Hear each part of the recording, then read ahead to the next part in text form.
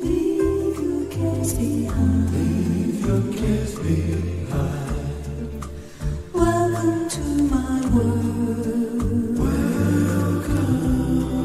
Built with you in mind.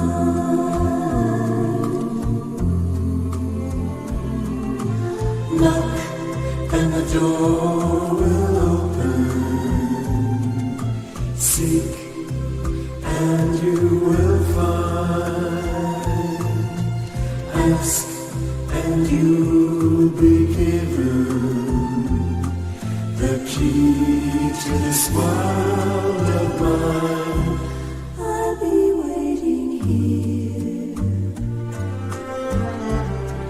with my arms unfurled, waiting just for you. Welcome to my world. Welcome to my world.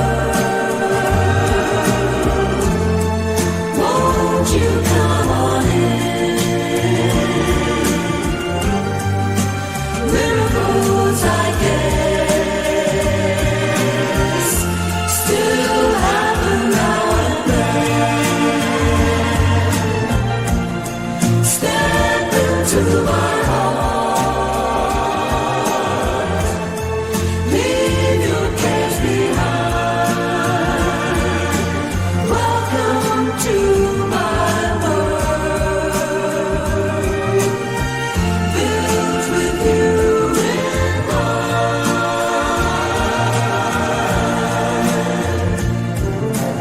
Knock and the door will open. 안녕하십니까. 신상철TV 가족 여러분.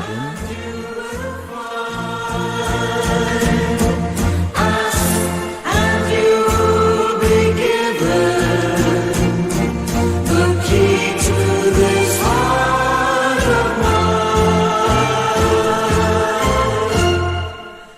I'll be waiting here 4월 13일 화요일 방송 시작하겠습니다.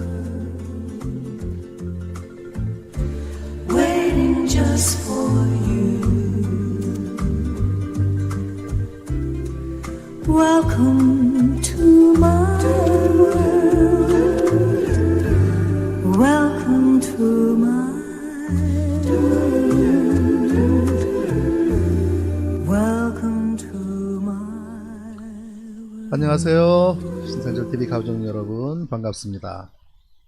좋은 아침입니다. 서울에는 비가 추적추적 내리고 있는데 지역은 어떨지 모르겠습니다.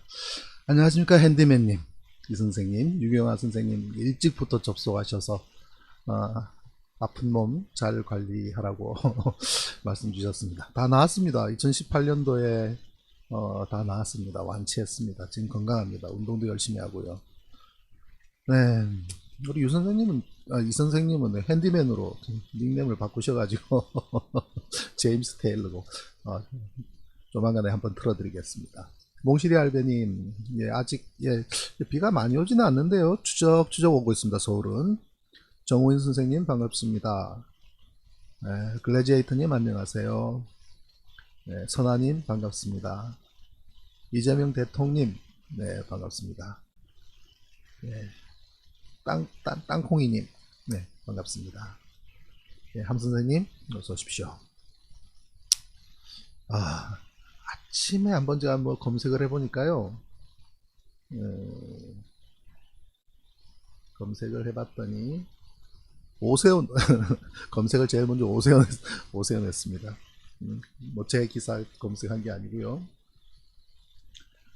검색을 하니까 기사가 많이 나와 있더라고요. 기사들이 대략 한번 보면요, 이렇습니다.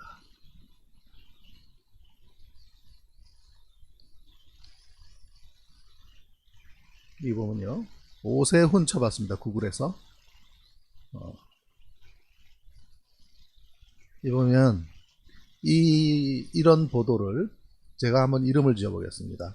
미고 보도라고 하는 데입니다. 미고 보도. 무슨 말인지 모르시겠죠? 그죠? 미고, MIGO. 미주알 고주알의 약자입니다. 미주알 고주알입니다. 뭐 어디 뭐 콜센터 갔다 뭐 어디 갔다. 예, 아마 많이 보실 겁니다. 예, 많이 보실 거예요. 조중동이 쓸만한 기사가 없으니까 뭐 기자들 일은 시켜야 될 거고, 그러니까 거기다가 다. 아이고, 제로니모님 오랜만입니다. 예. 예, 오늘은 1번 그때 화장실 계시면 절대 누르지 마십시오. 그냥 이 볼일 보십시오. 저도 뒤끝이 있습니다. 그래서 그런 뉴스만 볼 겁니다. 그냥 넘기십시오. 뭐 차라리 한의문이라고 생각을 하십시오. 허니문. 그죠? 언제부턴가 우리 정치 이명박 될 거예요. 이명박 때.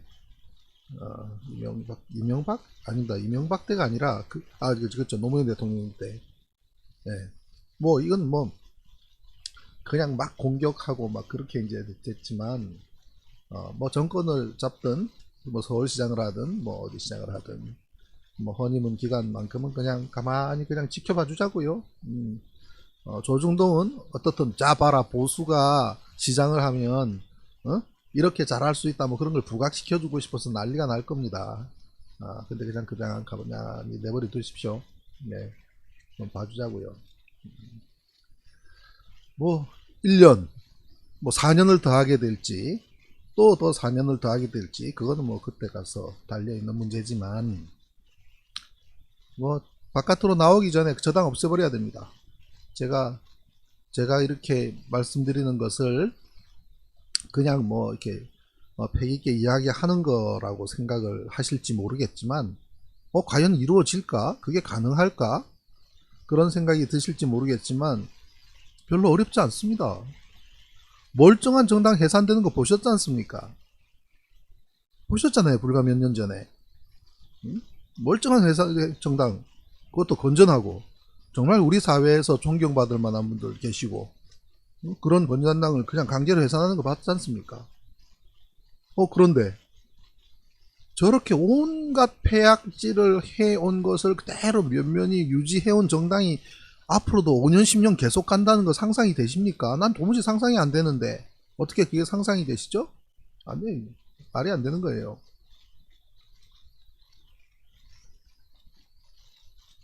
한 도시를 그냥 완전히 피바다로 만들지를 않나. 날아가던 멀쩡한 비행기를 그냥 박살내서 떨어뜨리지를 않나. 예? 해난 사고를 갖다가 남북 간의 갈등으로 몰아붙이던 저런 정당이 어떻게 존속할 수가 있습니까? 존속해서는 안 되죠. 없애버릴 겁니다. 자, 그리고 뭐 오세훈 시장 뭐 계속 이렇게 부지런히 다니면서 자꾸 갈등을 일으키고 하더라도 그냥 소 닭 보듯이, 예, 소 닭 보듯이 하십시오. 어차피 뭐 우리 관심 밖에 내놓으면 됩니다. 조중동이 자꾸 이렇게 밀어주고 뭐 어떻게 미주알 고주알 미고 보도를 한다 하더라도 아이고 그래 니들끼리 놀아라 그러고 내버려 두십시오.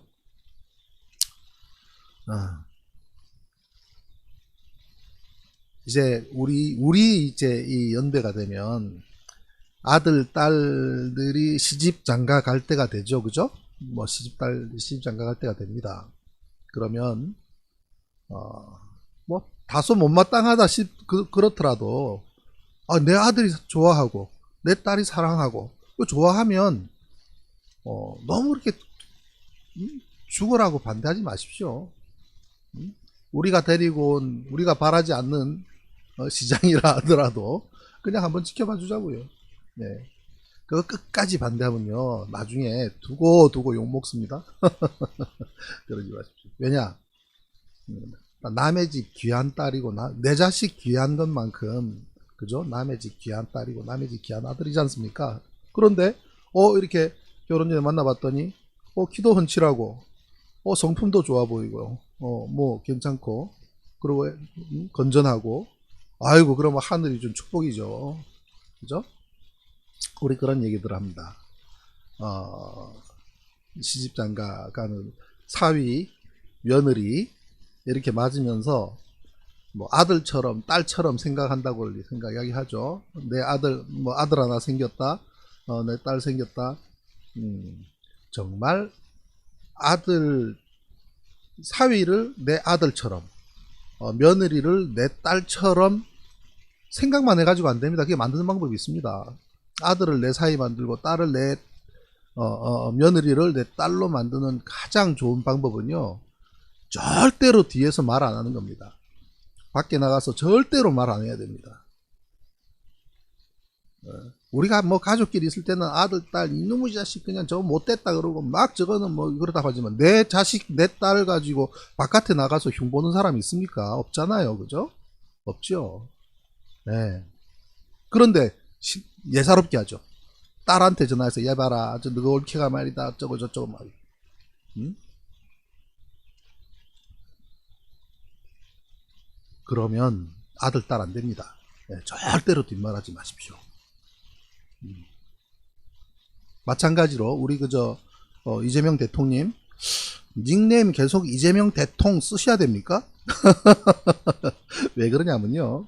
물론 뭐 이재명 대통령, 이재명 지사님을 대통령님으로 밀고 싶은 그 마음 이해합니다. 또 이낙연 대표님 뭐 지지하는 분들 마음도 이해를 합니다. 그런데 더 있습니다. 조금 기다려 보십시오. 김두관 전 장관님, 김두관 지사님 아마 선언할 겁니다. 저는 그렇게 생각합니다. 네, 적절할 때에. 그리고 추미애 장관님 나오셔야죠. 저는 말이죠.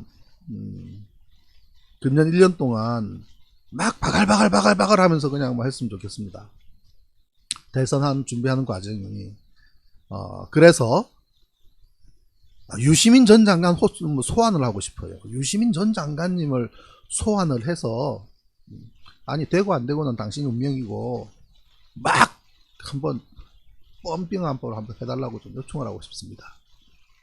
한번 해볼까요? 언제 한번 공개적으로? 오늘 뭐 주제는 아니니까. 아무튼 예, 우리 이재명 대통령 닉네임을 그렇게 쓰셨지만 이렇게 생각을 합시오. 오세훈 뭐 지금 서울시장, 아이고 그냥 서울시를 관할하는 머슴 한 사람 왔네, 머슴 하나 뒀네, 그러십시오. 네? 우리가 군주 뽑는 거 아니잖아요. 그죠? 대선도 머슴 뽑는 겁니다. 머슴 뽑는데 목숨 걸지 말자고요. 이거 멘트 괜찮다. 머슴 뽑는데 목숨 걸지 말자. 목숨. 그래서 첫 번째 꼭지를 요걸로 딱 하면 좋겠네요. 목숨. 누구만 빼고 그러지 마십시오. 그러지 마세요. 왜냐면 빼고 말고 할 것 없이 나중에 우리가 다 언론에서 뭐 다 쭉 세워놓고 어느 모습이 제일 괜찮을 것 같아, 그러면 되죠. 목숨 걸지 마십시오. 특히나 뭐 나 누구 안 되면 나는 표 안 줄 거야, 머슴 뽑는데 그러지 말자고요. 네? 자, 첫 번째 꼭지는 머슴 뽑는데 목숨 걸지 말자로 왔습니다. 제가 어저께, 자, 두 번째 꼭지, 중요한 얘기를 드리는데 이렇게 한 거는 뭐 또 이렇게 들어오시는 데에 시간이 조금 더 걸리시기도 하고요. 네, 어저께 다녀온 이야기를 하겠습니다. 과천 다녀왔습니다. 네, 과천 공수처 다녀왔습니다.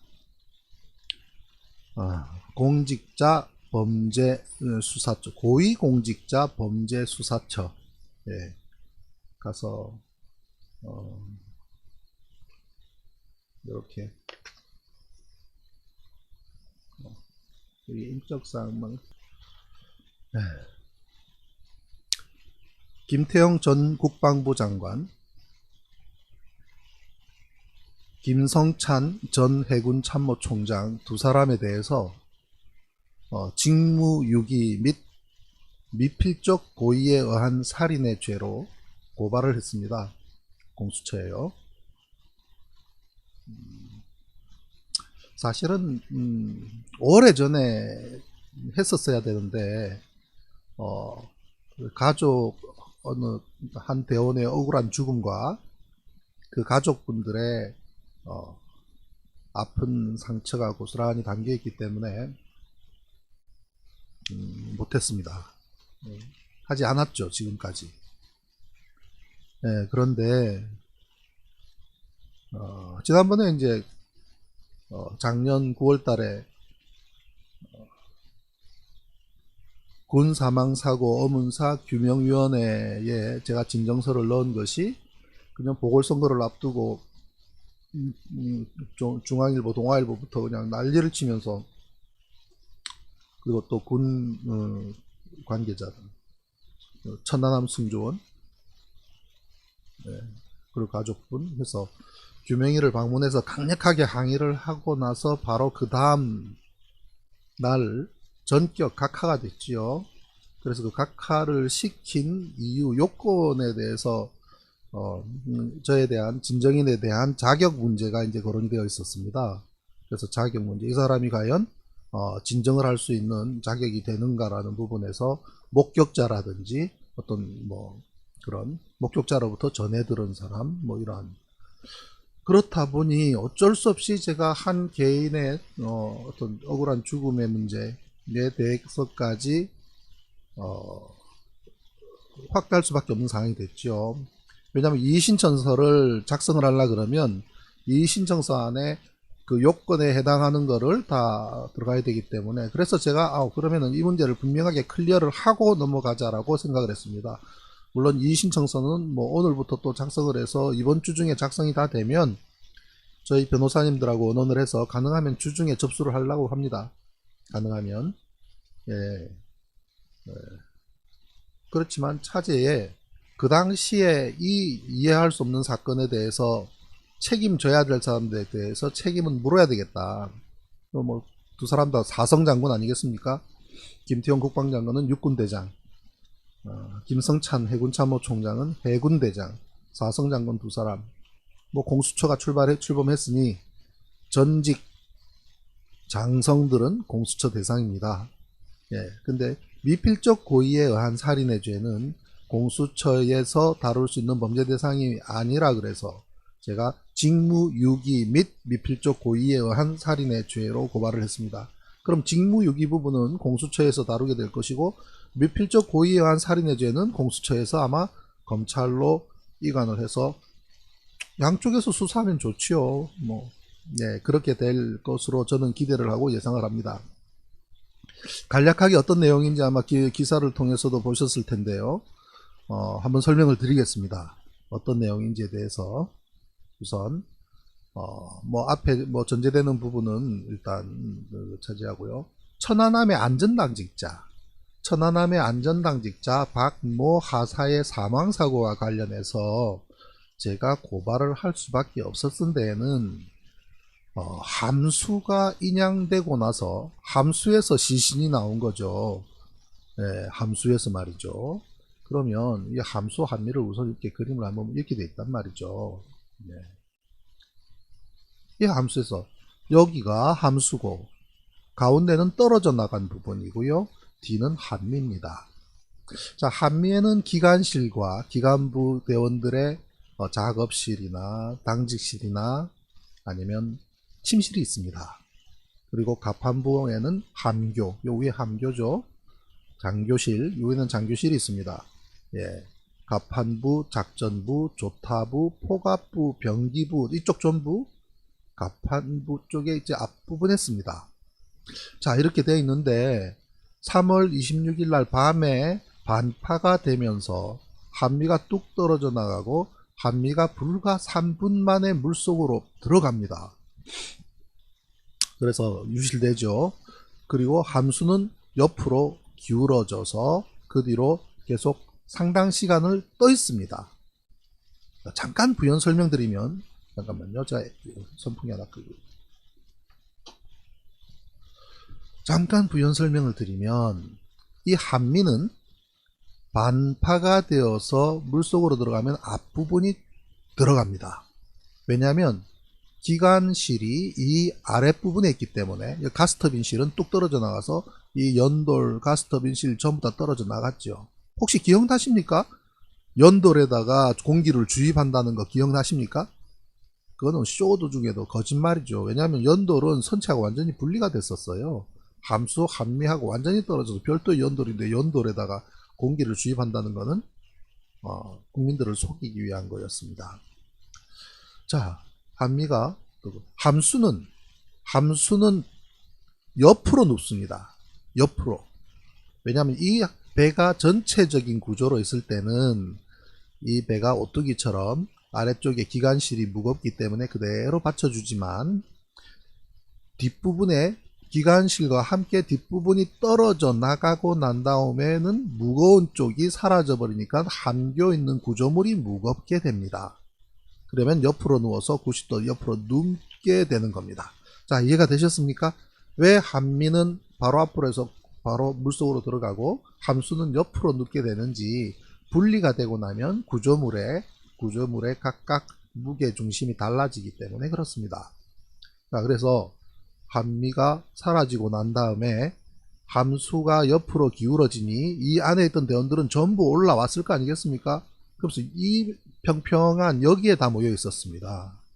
여기에 모여 있었는데 거기서 다 모여서 인원 체크를 했을 거 아니겠습니까? 다 구조가 됐는가 해서 인원 체크를 했더니 58명이 인원 체크가 됐습니다.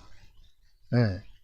그래서 어느 방에 누가 있는지를 서로가 알기 때문에 누가 왔나 막 크로스 체크 했을 거 아니겠습니까?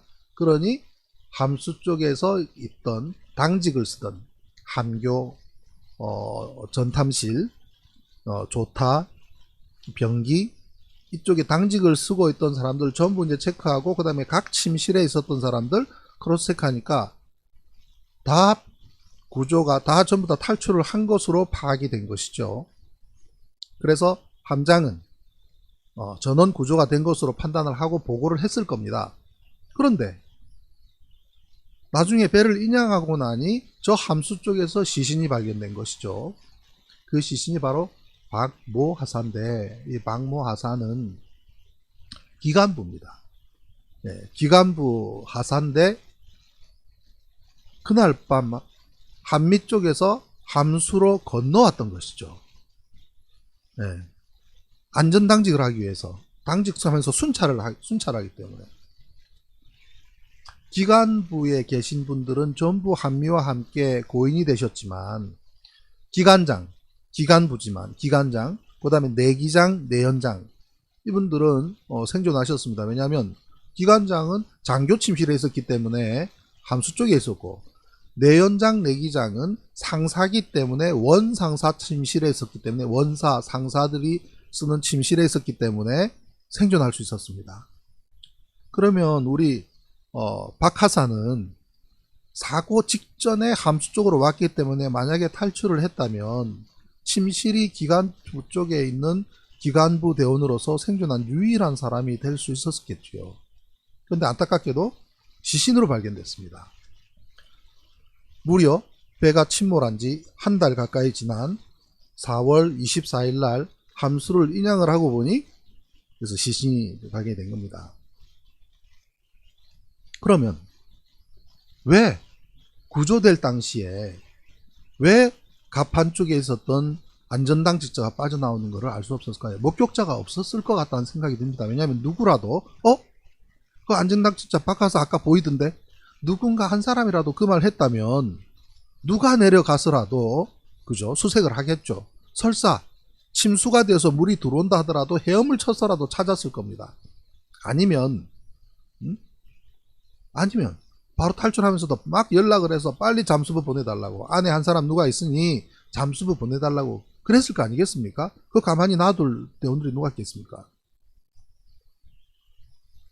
그런데 그런 사람이 전혀 없었다는 것은 못 봤다는 거죠. 뭐 전부 다 침실에서 쉬고 있거나 책을 읽거나 뭐 핸드폰을 보고 있거나 아니면 휴게실에서 텔레비를 보고 있거나 그 사이에 안전당직자는 복도를 통해서 이렇게 쭉 이렇게 패트롤을 하기 때문에 못 봤을 가능성이 많습니다. 그러면 함장은 적어도 함장은 전원 해경정에 의해서 구조가 되고 난 다음에라도 상부에 보고를 해서 혹시라도 모르니까 저 배가 아직까지 떠 있으니까 잠수부를 투입을 했으면 좋겠습니다 라고 보고를 했어야죠. 그죠? 그렇게 하고 바로 잠수부가 투입이 될 수 있도록 했었어야 됩니다. 왜냐하면 전원 구조가 되고 난 다음에 함장 그리고 어느 장교 함께 다시 구조를 위해서 현장으로 복귀했다는 기사가 있거든요. 그러면은 그게 중요한 게 아니라 자기가 바로 탈출했던 그 배, 첫 번째는 함미를 찾는 문제고요. 두 번째는 함수가 떠 있기 때문에. 근데 전혀 그런 게 없었습니다. 그리고 중요한 거는 함수가 무려 16시간 22분이나 떠 있었다는 사실이 드러난 것이죠. 네. 제가 이 사안을 가지고 그 고해장성 두 사람을 고발을 하고 한 데에는 바로 천안함 함수가 반파되고 난 이후에 바로 가라앉지 않고 무려 16시간 22분이나 떠 있었다는 사실을 알리고 추적한 사람이 바로 저이기 때문입니다. 제가 조사위원이 되기 전에는 사진을 하나 입수했는데 함수가, 천안함 함수가 떠 있는데 옆에 해경이 지나가는 게 있어요. 사진 한번 보여드릴까요? 함수가 떠 있는데 해경이 옆으로 지나가요. 이게 뭐지? 아무리 봐도 천안함은 반파가 돼서 밤 9시 밤 9시 넘어서 반파되고 그 다음에 가라앉았다고 했는데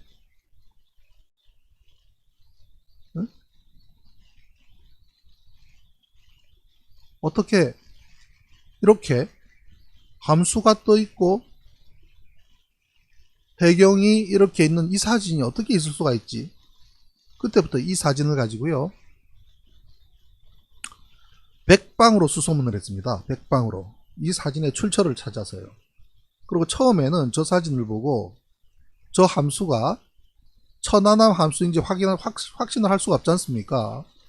그래서 또 다른 우리 군함끼리 충돌한 것은 아닌가 싶어서 대한민국 군함이란 군함은 전부 다 사진들을 갖다가 찾아가지고 인터넷으로 찾아가지고 천안함 함수가 맞는지 아닌지 갖다가 대비하는, 여기 위에는 하늘, 여기 저 회색, 아래쪽은 짙은색, 이런 특성 가지고 비교해 보느라고요.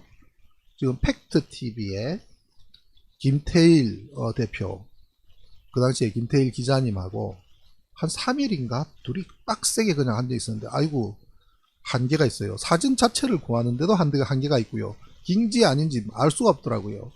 그런데 알고 봤더니 천안함이더란 말이죠. 그러면 왜 이렇게 밝지? 이게 적외선 카메라인가? 적외선 카메라라고 해도 이렇게 밝게 나올 수가 있나? 고민하다가 적외선 카메라가 아니다라는 결론을 내렸습니다. 그러면 천안함이 아침까지 떠 있었네.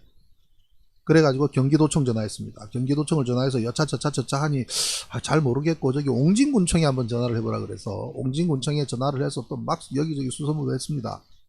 그랬더니 그 사진의 출처는 백령도 쪽에 있는 백령도 면사무소 쪽에서 누가 올린 사진인 것 같다라는 답을 얻었습니다.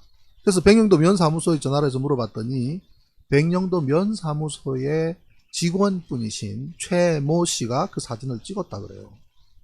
그래서 그날 오후 2시까지 계속 또 점심시간을 넘겨가며 전화를 해서 계속 설득했습니다. 그 사진이 너무나 중요하기 때문에 사진을 좀 주실 수가 없겠습니까? 이거는 정말 중요한 해난 사고고 우리 군에 굉장히 비극적인 사건이기 때문에 사진을 좀 주십시오. 결국 오후 4시 반경에 설득을 해서 사진 7장을 제가 전량을 이메일로 받았습니다. 네. 그리고 이메일 7장의 사진을 가지고 놓고 그 다음에 아침 7시 반에 중화동인가요? 중화동인지 영트림인지 하여튼 그쪽 중화동일 겁니다. 중화동 거기 언덕 위에 올라갔더니 멀리서 이렇게 보이기에 카메라를 대고 찍었다라는 진술을 제가 들었습니다. 그러면 아침 7시 반까지 물론 그날 당일날의 일이 아닙니다. 당일날 일이 아니고 조금 며칠 지나고 난 다음의 일입니다. 그렇다면 그날 오전에 우리 국방부가 뭘 했을까? 아무리 봐도 저 함수가 떠 있다는 사실을 국민들한테 알렸다는 기억이 없는 거예요. 그래서 제가 기사도 다 찾아보고 봤더니 저 함수가 떠 있는 그 시간 동안에도 우리 군 당국은 함수 함미 전부 다 가라앉았고 계속 수색하고 있다는 거짓말을 계속 반복하고 있었습니다. 그때의 배신감이라는 거는요. 그때의 배신감이라는 거는 이루 말할 수가 없습니다. 국방장관 이름 사람 이분 원태재 그죠? 네, 이분 합참에 있는 분 기자들한테 계속 찾고 있다, 수색하고 있다.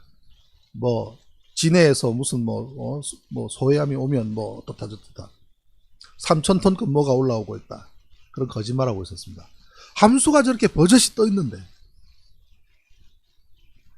그런데 함수가 몇 시까지 떠 있었는지 여부는 제가 알 수가 없었잖아요.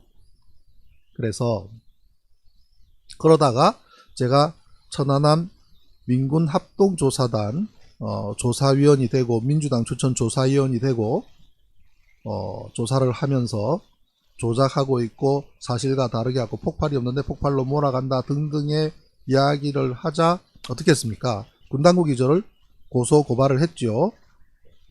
제가 어저께 고발한 김태형 국방장관, 김성찬 해군참모총장 두 사람은 저를 고소했습니다.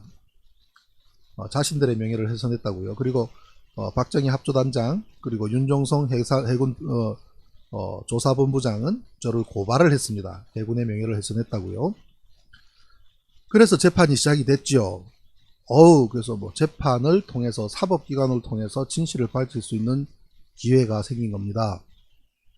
어떻게 했겠습니까? 천안함 두 번째 공판 때 이 사건과 관련해서 해경 501호해 유종철 부함장을 증인으로 신청하고 같은 날에 해군작전사령부의 심승섭 당시 준장이었습니다. 법정에 나올 때는 준장이었습니다. 그러나 사고 당시에는 대령이었습니다. 심승섭 준장, 심승섭 준장 기억나십니까? 해군참모총장까지 하셨습니다. 문재인 정부 들어서 해군참모총장으로 됐던 분이 바로 심승섭 대장입니다. 그러나 법정에 나올 때는 준장이었고요. 사고 당시에는 대령이셨습니다. 천안함 법정에 2차 재판 때 두 분 다 나왔습니다. 해경 501함 유종일 부함장 그리고 심승섭 해군작전사령부 작전처장. 놀라운 사실이 밝혀졌죠. 오후 1시 37분까지 계속 떠 있었습니다. 천안함이 16시간 37분 떠 있었어요. 16시간 22분간 떠 있었습니다. 함수가. 그런데 가라앉을 때까지 그대로 방치해 두었습니다. 그리고 해경 501 유종철 부함장의 증언에 의해서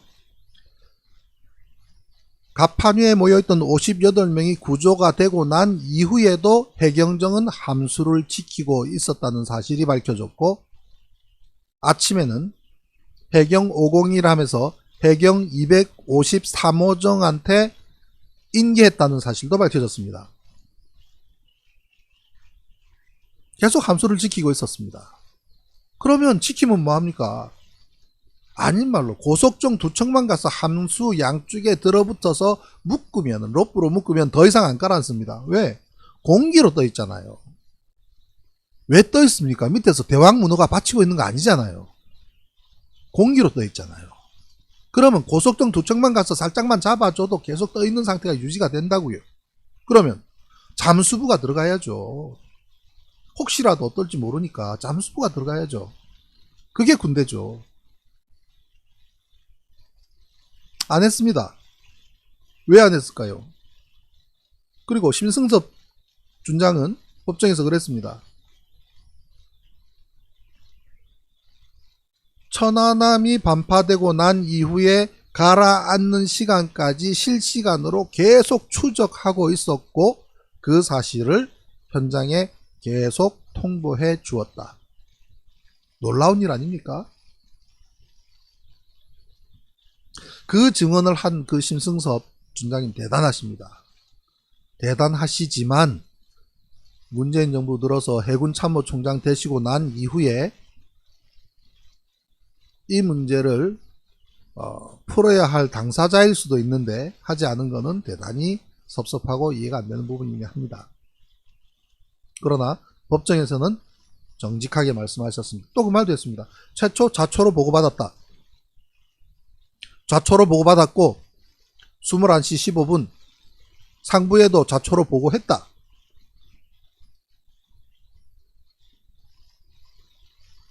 법정에서 그랬습니다. 자, 그러면 왜 이명박 정부 그 당시에 군은 함수가 16시간 22분이나 떠 있었는데도 왜 방치했을까? 더 중요한 일이 있었기 때문에. 그럼 왜 방치하는 메커니즘을 보면요. 제가 고발장에도 적어놨습니다만 한미는 반토막 나서 가라앉는 순간 불과 3분 내지 5분 이상 못 버텼을 것이라는 것은 바다를 아는 사람들이라면 다 압니다. 왜냐? 군함을 모르는 사람들은 또 혹시라도 안에 에어포켓 이야기할 수 있습니다. 아니요. 군함은 그렇지가 않아요.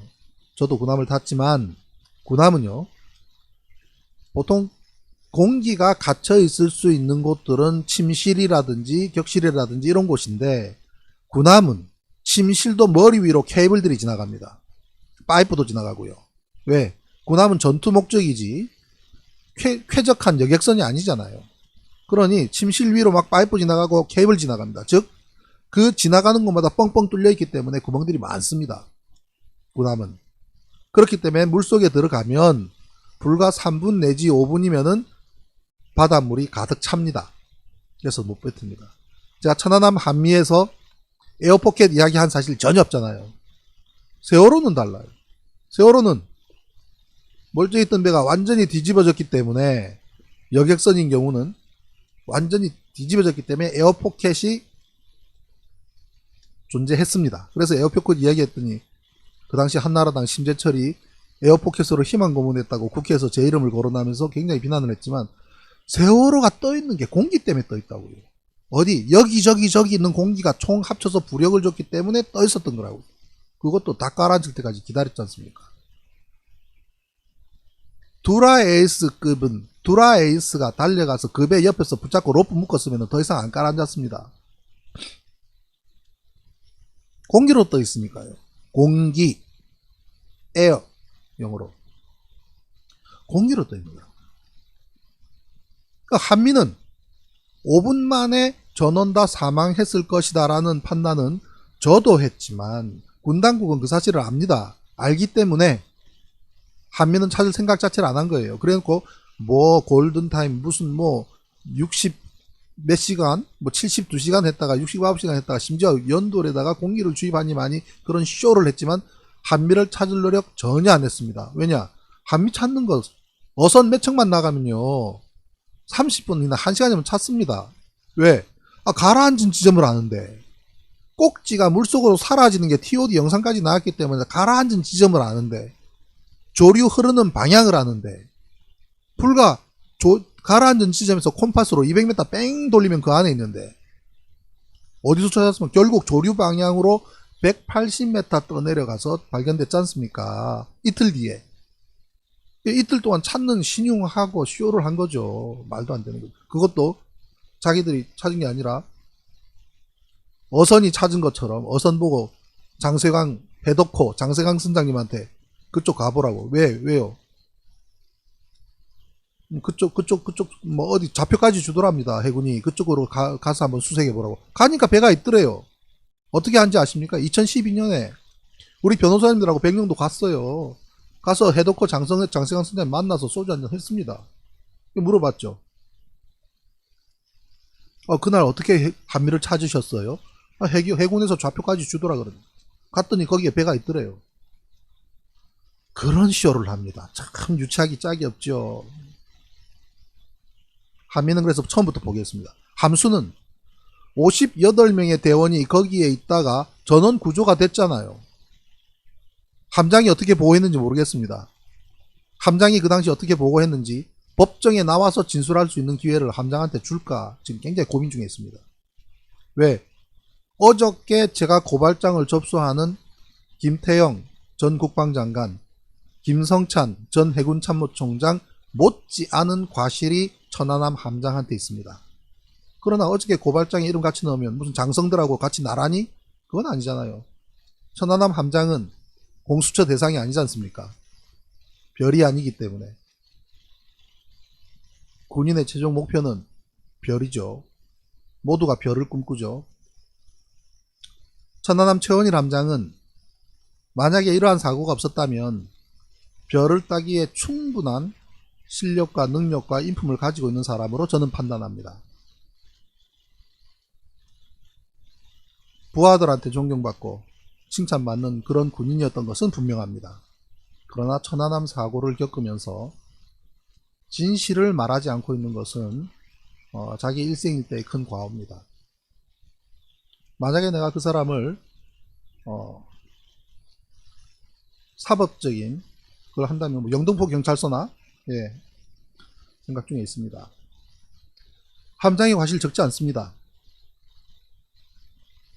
바로 수색하라 그랬어요. 천안함 아직 떠있으니 그 안에 혹시라도 있을지 모르는 생존자를 위해서 수색하라고 요청을 했어야지요. 근데 함장도 그런 요청을 안 했던 것 같아요. 안 했으니까 군당국도 내버려 둔 것 같아요. 그 다음에 16시간 22분 동안 표류하면서 계속 떠내려가고 해경은 지키고 있고 해작사는 실시간으로 추적하고 있는데 천안함을 반파시킨 그 녀석이 있는 더 위중한 곳에 오글오글 모여가지고 그죠? 거기에 전력을 올인해서 집중하다 보니까 함수한미는 계속 내팽겨 두고 계속 찾고 있다고 거짓말을 했던 거죠. 그 사이에 함수에 갇혀있던 박모 하사는 구조될 수 있는 골든타임 다 놓치죠. 그리고 한 달 뒤에 시신으로 발견됩니다. 어디서 발견된 줄 아십니까? 자해로실입니다. 자해로실. 자해로실이 어디냐면요. 자, 일단 요거부터 한번 보죠. 함수가 이동한 경로입니다. 여기서부터 빨간 선을 따라서 쭉 이동하는 22시 25분 이렇게 해서 그 다음날 1시 13시 37분까지 이거는 세월이 한참 지난 9월달 2010년 9월달이 돼서 국방부 천안함 백서에 나와 있는 자료입니다. 제가 이거 문제제기 안 했으면 이런 레포트가 나왔을지 의문입니다. 자, 이렇게 쭉 왔습니다. 근데 함수가 떠있는 모습이고요. 한미는 왼쪽 사진을 보면 함수, 한미, 요 가운데 점 요거는 고놈이라 그랬죠. 한미가 싹 사라지는 타임 나와 있죠. 시간. 방위각 나와 있죠. 시간, 방위각 나와 있으니 이 순간 한미 길이가 얼마인지 아십니까? 38m. 여기 수심이 얼마입니까? 47m. 38m 한미가 거꾸로 서서 47m 땅바닥까지 닿는 데는 9m밖에 안 남아요. 9m. 9m밖에 안 남습니다. 우리가 그 큰 보폭으로 걸어서 10발자국. 그만큼만 더 내려가면 딱 땅바닥에 닿는데 저 배를 못 찾아서 이틀을 헤매요? 저 건물을 바로 세우면 테헤란로에 12층짜리 건물인데 가로 세로 10m 가로 세로 10m 높이가 38m인 건물을 머릿속으로 상상해 보십시오. 아니 그게 바다에 덩그러니 누워 있는데 못 찾아요? 이런 시댕이 같은 애들이면 자 여기입니다. 자 보십시오. 13번 자해로실에서 발견됐습니다. 박하사가 23번 이 선체 구조에서 가장 낮은 곳 지하 2층이라 부릅니다. 지하 1층, 지하 2층. 이 밑에는 탱크입니다. 탱크, 물탱크 뭐 이런 겁니다. 지하 1층, 지하 2층까지 내려와서 13번 여기서 발견이 됐습니다. 박하사가. 어디에요? 사망자 명단에 들어있습니다. 그런데 거의 유사한 구역에 24번, 25번에 있던 상사와 하사는 전자정비실 병기 행정실에 있었던 상사와 전자정비실에 있던 하사는 생존합니다. 자, 이게 어떤 의미냐. 만약에 사고 당시에 박하사가 13번 구역에 있었다면 24번, 25번에 있는 대원들이 탈출하는 과정에서 바로 옆에 있는 13번에 있는 순찰하고 있던 박하사를 발견했을 가능성이 높지요. 그런데 발견 못했습니다. 왜냐? 박하사가 저기에 갈 이유는 별로 없었다고 생각해요. 왜냐하면 순찰 당직자가 가는 저 자이로실이라는 곳은 그냥 자이로, 이 배의 방향을 측정하는 계기가 하나 덩그러니 있는 그냥 공간입니다. 그렇기 때문에 거기는 특별하게 열이 나거나 뭐 엔진이 돌아가거나 계기판이 있거나 아닙니다. 그냥 덩그러니 하나 자이로 하나 있는 겁니다. 순찰의 대상인지 아닌지도 모르겠지만 박하사가 여기서 발견되었다는 것의 의미는, 배의 제일 낮은 곳이라는 곳의 의미는 이 배가 뒤집어졌을 때 제일 높은 곳이라는 뜻입니다. 이해가 되셨습니까? 배가 전복되고 난 이후에 제일 높은 곳은 왜일까요? 공기가 남아있는 마지막 공간입니다.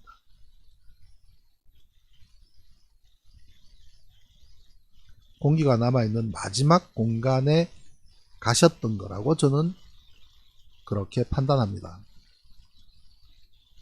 그동안에 우리 정부는, 우리 군 당국은 그 사실을 국민한테 속이고 함수가 계속 떠 있었다는 사실을 숨기고 계속 찾고 있다고 거짓말을 했습니다.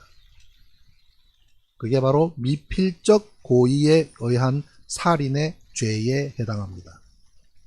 떠 있는 선박을 잡아서 확보를 해서 수색해야 되는 것은 당연히 군 책임자로서의 직무입니다.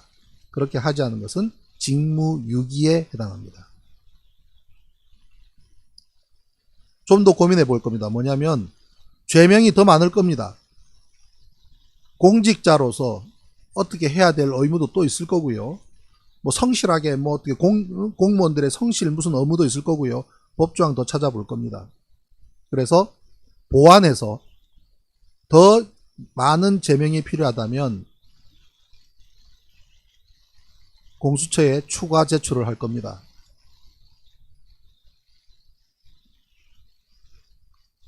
화나시죠?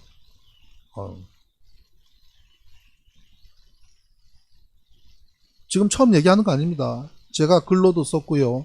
칼럼으로도 썼고요. 전국 250번 강연 다닐 때도 언급을 했고요. 오늘 처음 들으신다 그러면 그만큼 우리나라 언론이 황폐하다는 겁니다. 조중동이 안 쓰면 국민의 70%가 모르니까요.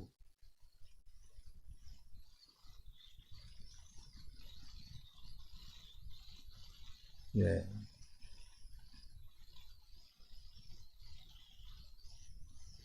무려 16시간 22분이나 떠 있었는데 계속 국민들을 속이고 거짓말을 하고, 천안함 함수 무려 16시간 22분 떠 있었다. 신승섭 작전처장, 천안함 함수 위치 실시간으로 파악하고 있었다고 법정에서 증언했습니다.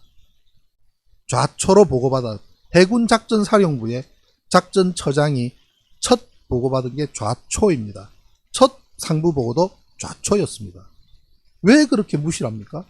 왜 제가 좌초론자고 지금도 좌초설이고 끊임없이 좌초설을 주장하고 있는, 11년이 지났는데 지금도 끊임없이 좌초설을 주장하고 있다는 겁니다. 저보고. 작전처장이 첫 보고가 그랬다는데. 자, 고민거리 하나가 있습니다. 제가 이거 하나 더 볼게요. 심지어 한미는요, 해경이 사고 다음 날 위치를 파악해서 영상까지 확보를 해서 해경이 군 당국에 통보해 줍니다. 한미를 발견했습니다. 자, 이 데이터는, 좌표는 어떻고 우리가 이 음파 탐지기로 찍은 것은 어떻고 해서 해군한테 보내줬는데 어떻게 하느냐입니까? 군 당국이 묵살, 그리고 하루를 더 넘깁니다. 묵살, 직무유기, 한 생명을 잃은 건 확실하죠. 그리고 이 두 사람 말고 더 있겠죠. 차근차근 챙겨서 이제 우리 출범한 지 얼마 안 되는 대한민국 고위공직자 범죄수사처에서 진정하게, 면밀하게, 공정하게, 정의롭게 수사할 수 있도록 우리는 지원해 줘야 되겠습니다. 제가 접수증을 보니까 제45호 대한민국 공수처가 출범하고 45번째 고발장을 제가 어저께 접수를 한 거더라고요. 한미를 통보해줘도 해경은 군당국이 해경까지는 자신들 휘하로 주무르지 못했던 것 같아요. 왜냐면 해경에 그 당시에 정직하게 말한 사람이 한둘이 아닙니다. 이병일 경비과장도 첫날 군당국이 오락가락 하니까 기자들 모아놓고 내가 정리해줄게 9시 15분에 했고 좌초했다고 해서 내가 바로 배를 천이함을 보냈어 라고 브리핑했다가 바로 그 다음날 저쪽으로 좌천된 걸 보면 며칠 뒤에, 그리고 해경은 한미를 찾았지 않습니까? 이거 한미 찾을 때 군당국 그랬을 겁니다. 눈치도 없게 저거 찾았다고 그랬을 거 아니겠습니까? 그런데도 보고를 하니 묵살한 겁니다. 그게 나중에 밝혀지니 보도가 되는 거고요. 어디로? KBS 뉴스로 보도가 됐어요. 이해가 되십니까? 배를 찾아줬는데 46명의 실종자가 들어있는 배를 사고 다음 날 해경이 찾아서 통보해 줬는데 묵살을 해요? 이런 나쁜 놈의 새끼들.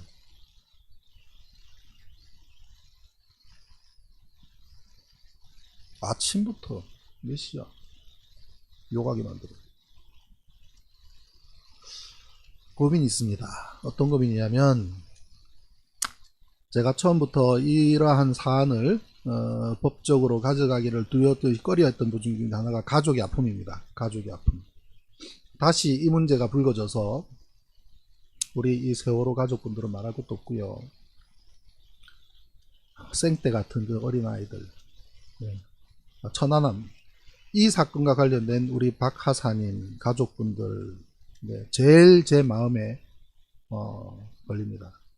혹시라도 우리 이 박하사님과 어떻게라도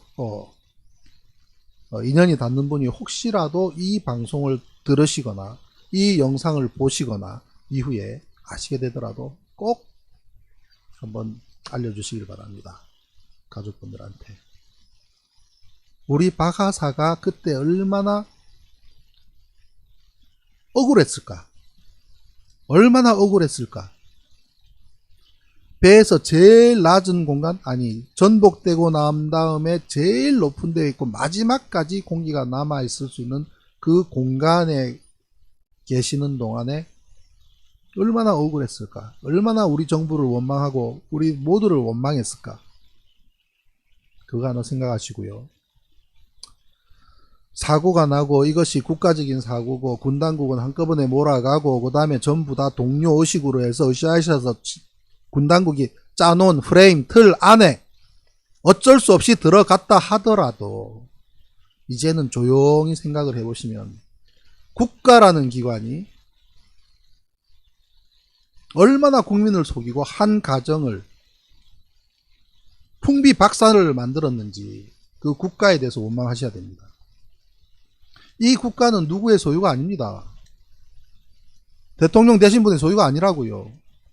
문 대통령님도 지금 현재 이 나라를 운영하는 일을 맡으셨을 뿐입니다. 이명박, 박근혜 머슴 중에 하나고요. 거슬러 올라가서 쭉 올라가면 연산군도 있고요. 단군, 조선까지 올라가는 국가는 앞으로도 500년, 1000년 우리가 사라지고 난 데도 갈 거라고요. 이 나라 역사에 뭘 남겨놓고 갈 겁니까? 이 억울한 죽음에 대해서 국가를 상대로 소송하십시오. 내 아들의 억울한 죽음을 밝혀달라고 국가에 소송하십시오. 가족분들. 국가는 여러분을 속였습니다. 아침부터 무거운 얘기를 하게 됐는데요.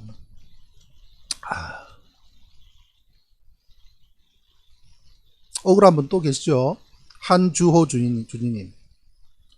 한주호 주니님의 억울한 죽음에 대해서도 제가 조만간에 들여다볼 겁니다. 왜냐하면 우리 삼수에서 돌아가신 박하사님의 억울한 죽음 못지않게 한주호 주니님의 죽음도 억울합니다. UDT 베테랑이 대한민국 UDT의 전설인 UDT 베테랑이 겨우 수심 20m 밖에 안 되는 함수에서 돌아가셨다고 거짓말했잖아요. 그게 거짓말이라는 것은 현장에 있던 UDT 예비역 UDT 대원들에서 다 밝혀졌고요. KBS가 풀로 취재했고요. 그 모든 녹취록을 제가 다 입수를 해서 재판부에 제출했습니다. 그 문제를 공론화시키지 않은 것은 마찬가지로 가족들의 아픔이 있기 때문에 제가 여태까지 그걸 하지 않았습니다. 그러나 똑같습니다. 밝혀야 됩니다. 제가 제일 먼저 하는 것은 미 대사관에도 제가 내용 증명을 보낼 겁니다. 장례식에 와서 줬던 하얀 봉투 안에 뭐가 들었는지 질문할 겁니다. 묻는 거 간단합니다. 세 글자. What is that? 저게 뭐냐? Letter or money? 일단 그 답을 받고 그 다음 조치를 할 겁니다.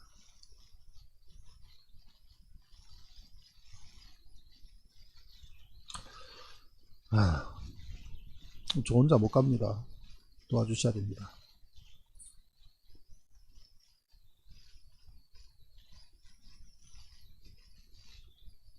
자, 4월 13일 화요일 이제 7시가 다 갑니다. 우리 엔딩송 들으시고 오늘 하루도 좋은 하루 되시고요.